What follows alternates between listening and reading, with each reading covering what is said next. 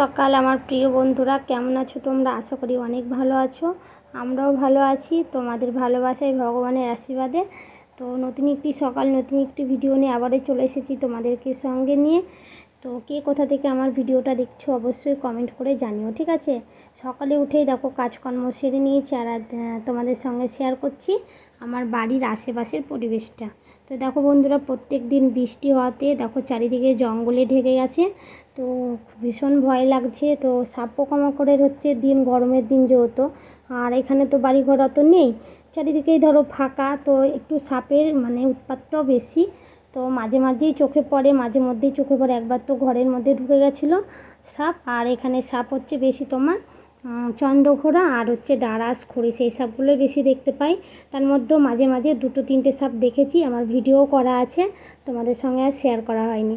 তো কত পরিষ্কার করব বলো বন্ধুরা, অনেক তো হচ্ছে মাঝে মধ্যেই তোমাদের হচ্ছে দাদাভাই পরিষ্কার করে দেয়, আমার বড়মশাই। তো ও তো আর সারাদিন এই জঙ্গল নিয়ে পড়ে থাকলে হবে না, সেই কারণে ওকে কাজও তো করতে হবে। আর এই গাছটায় দেখো কী সুন্দর করে এসেছে, জল পেয়েছে, বৃষ্টির জল পেয়ে গাছটা কিন্তু খুব সুন্দর হয়েছে। তো আমার সকালকার কাজকর্ম তোমাদেরকে বললাম, আমার সব কিছুই হয়ে গেছে। এখন শুধু ঠাকুরের বাসনটা ধুয়ে স্নান করব। তো এখানে রান্না করতাম আগে, তো রান্নার জায়গাটা একদম জঙ্গলে ঢেকে গেছে। আর আমার এই পিকু সোনার ভীষণ শরীর খারাপ, কদিন ধরে ভিডিও সেইভাবে শেয়ার করতে পারছি না তোমাদের সঙ্গে, ভিডিও দিতে পারছি না, ছোট ভিডিও। তো ছেলে হচ্ছে জ্বর হয়েছে, জ্বর হওয়ার পর থেকে খাচ্ছে না কিচ্ছু, আর বমি করছিল, দিয়ে স্যালাইন 2 বেলা করে, আর ইন্ডাসিন হাসপাতালে নিয়ে গিয়ে 1 বেলা করছি, 1 বেলা বাড়িতে এসে পয়সা, ওর পিছনে অনেক টাকা গেল, 5,000 টাকার মতন ওর পিছনেই আমাদের হচ্ছে খরচা করতে হলো। যেহেতু আমার বাড়ির ও সদস্য, আর ও আমার আমার সন্তানের মতন, তো ওকে তো ফেলে রাখলে চলবে না বলো, ও তো অবলা। তো দেখো এই বাজারগুলো এনে দিয়ে চলে গেছে। তো আমি তো স্নান করতে ঢুকেছিলাম, তো দেখিনি কী এনেছে। তারপরে এসে ঘরে দেখি যে ডাইনিংয়ের মধ্যে ওগুলো রেখে গেছে। তো দেখো ছেলে এখন এই যে বসে বসে ম্যাগি খেয়েছে, ম্যাগি এনে দিয়েছিল রান্না করে নিজেই। আর এই যে জল খেয়েছি সেটাও বলছে। তো আমি ঘরটাকে গুছিয়ে গাছিয়ে ঝেড়ে ঝুড়ে ঘর দোর মুছিয়ে সব কিছু কাজকর্ম সেরে গেছে। আর এখানটা একদম জঙ্গল হয়ে গেছিলো, ছেলেকে বকাবকি করেছি, ও ছিটিয়েছিল, তোর জন্য এখানে গুছিয়েছে, বলছে মা দেখাও আমি গুছিয়েছি। তো একটু তোমাদের সঙ্গে শেয়ার করে দিলাম, কেমন হয়েছে বলবা কমেন্টে, ঠিক আছে? ছেলে তাহলে খুব ভালো, ওর ভালো লাগবে। তো চলো একবার পুজোটা সেরে নিই।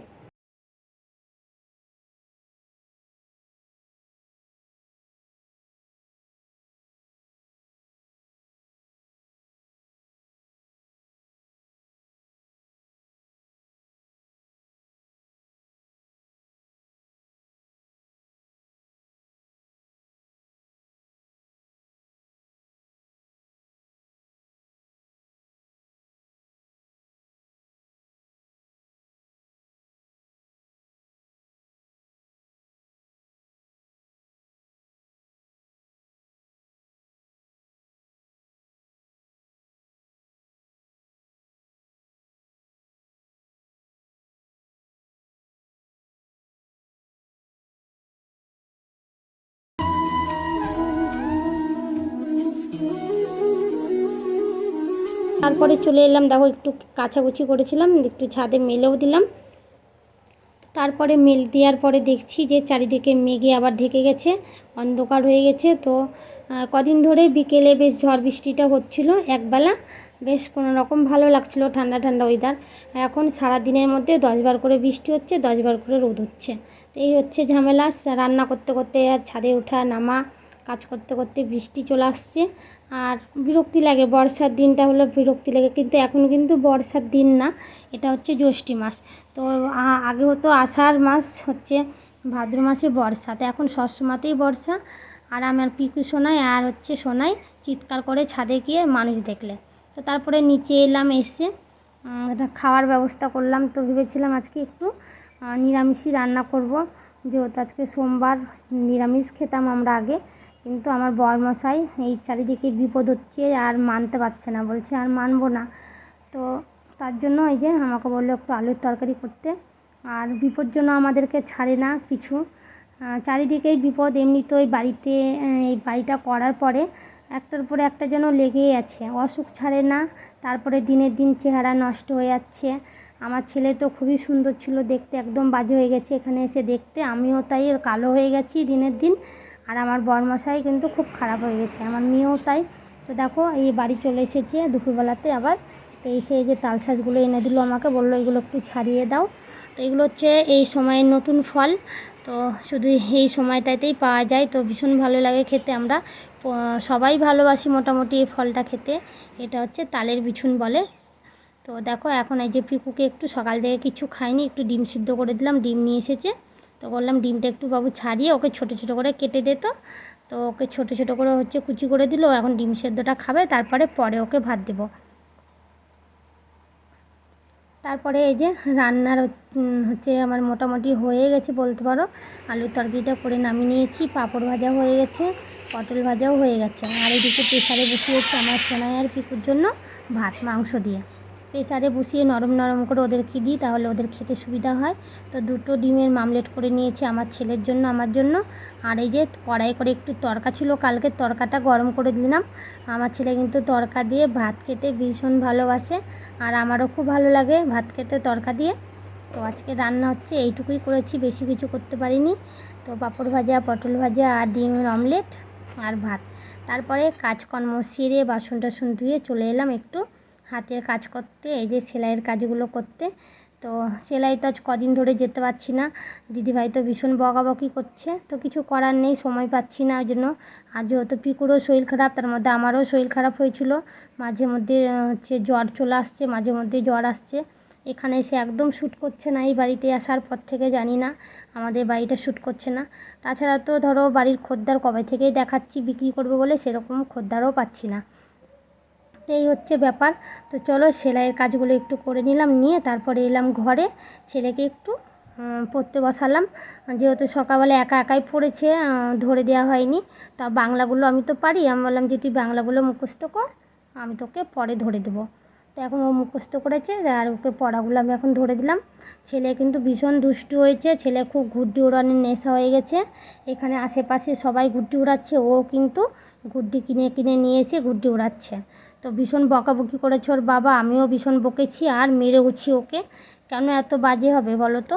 গুড্ডি ওড়ানোর নেশা একদম ভালো না, ছাদ থেকে পড়ে গেলে নেশাতে বিপদ হয়ে যাবে, তাই না? ওই কারণের জন্য ওকে বকেছি, ওর ভীষণ মনটা খারাপ দেখো। আর ফোনের নেশা, প্রচণ্ড ফোনের নেশা, ফোন পেলে আর দিতে চাইবে না। তো একটু তো পড়াশোনা করতে হবে, তাই না বলো? মানুষের মতন মানুষ হতে গেলে পড়াশোনাটা হচ্ছে সবচেয়ে দরকার বেশি। কারণ আমরা তো পড়াশোনা সেইভাবে করতে পারিনি, এখন মনে হয় জানো তো, যদি একটু পড়াশোনা করে করে নিজের পায়ে যদি দাঁড়াতে পারতাম, নিজের ভবিষ্যৎটা ঠিক জায়গায় ধরে রাখতে পারতাম। পড়াশোনাটা করিনি, আমার উপর দিয়ে অনেক ঝড় গেছে। আর চেহারাটাতে বুঝতেই পারছো কেমন আছি আমি। অনেক বিপদ গেছে, অনেক ঝড় যাচ্ছে বিয়ে হওয়ার পর থেকে। সেই ছোট্ট বয়সে বিয়ে করে বুঝছি হাড়ে হাড়ে আমি, যে সংসারে ঢুকে গেলে কি অবস্থা হয়। তো এই কারণে ওর জন্য ছেলেকে বোঝাই যে বাবু পড়াশোনাটা আগে কর মন দিয়ে। পড়াশোনার মতন জিনিস নেই, হচ্ছে পড়াশোনা হচ্ছে সবচেয়ে জীবনের প্রয়োজনীয় জিনিস। কোনো কিছু থাকছে না থাক, পড়াশোনা করলে কিন্তু অনেক কিছুই পাওয়া যাবে। তো দেখো ছেলেকে একটু পড়িয়ে নিলাম, তারপরে এলাম হচ্ছে চা করতে। তো আমাদের জন্য করেছি একটু রচা, আমার আর আমার বড়মশাইয়ের জন্য। তো সন্ধ্যেবেলায় ভাড়া নিয়ে গেছিলো এক জায়গাতে, তো ভাড়া নামিয়ে আমার বাড়িতে চা খেতে আসে। তো ওর জন্য অপেক্ষা করি, একটু দেরি করেই চাটা খাই। এখন বাজছে 8টা। তো চা সবার জন্য করেছি, ওদের জন্য দুধ চা আর আমাদের জন্য রচা। তো এখন আমি সেলাইয়ের থেকে উঠে গেছি অনেকক্ষণ আগে, আর এখন এসে মেয়ে বসেছে সেলাইয়ে। তো মেয়ে যে নাইটিগুলো তৈরি করছে, সে কারণে তোমাদের সাথে একটু শেয়ার করলাম। তো নাইটিগুলো তোমাদের সঙ্গে একটু শেয়ার করে দিচ্ছি, কেমন হয়েছে কিন্তু একটু কমেন্ট করে জানিও, ঠিক আছে? তো নতুন হাতের নাইটি ও কোনো দিন করেনি, এই প্রথমবার শিখে তৈরি করলো। আর এই নাইটিটা দেখছো, এটা হচ্ছে আমার জন্য বানিয়েছে, আমি ছিট কিনে দিয়েছিলাম। তো এটা কিন্তু দিদিভাই শিখিয়ে দেয়নি, ও নিজে থেকে ইউটিউব দেখে করেছে। আর যেগুলো ও করছে যে দুটো, সে দুটো দিদিভাই শেখানো। ও হচ্ছে কাটিং করে নিয়ে এসে বাড়িতে সেলাই করছে। তো এই নাইটিটা আমাকে করে দিয়েছে হাতে কুচি দিয়ে, আর দেখো নিচেও দেখো কুচি দিয়েছে। তো আর হচ্ছে পাশে এই যে কি বলছে লেসগুলো লাগিয়ে দিয়েছে। তো নাইটিটা কিন্তু ভালোই বেশ হয়েছে, গার্ডার দিয়ে করেছে। আর এই নাইটিটা করছে হলুদ রঙের, এটা হচ্ছে অ্যালান কাটের নাইটি। তারপরে দেখো এই যে হচ্ছে লাল রঙের নাইটিটা, এটাও খুব সুন্দর করবে। দেখবা তোমাদেরকে কমপ্লিট করার পরে দেখাবো। এটা হচ্ছে নিচে দেখো কুচি দেওয়া হয়ে গেছে, নিচে কুচিটা দিয়ে নিয়েছে। আর হচ্ছে শুধু এখন কাটাকুটিও হয়ে গেছে, শুধু এখন কুচি দিতে হবে গলাতে, গোল গলা যেহেতু নাইটিটা, গলাতে কুচি দিয়ে তারপর হচ্ছে সেলাই দিলেই ওর কমপ্লিট হয়ে যাবে নাইটিটা। এটা হচ্ছে আমার মেয়ের জন্য বানিয়েছে। তো এই যে ষষ্ঠীতে পরতে পারবে বানানোর পরে, তোমরা দেখতে পাবে ভিডিওতে আমার। ভিডিওটা ভালো লাগলে কিন্তু অবশ্যই আমার পাশে থেকো, সঙ্গে থেকো। আর চ্যানেলটিকে সাবস্ক্রাইব করো, বন্ধুদের সঙ্গে একটু বেশি বেশি করে শেয়ার করো বন্ধুরা। তাহলে তোমাদের ভালোবাসায় আমি অনেক দূর পৌঁছাতে পারবো, এগোতে পারবো। আর দেখো ছেলে এবার ড্রয়িং করছে, ছেলের পড়াশোনা করার পরে বললাম ড্রয়িংটা করে নাও গা। তো আজকের ভিডিওটা এখানেই শেষ করছি। ভালো লাগলে লাইক করো, কমেন্ট করো, পাশে থাকো, ঠিক আছে।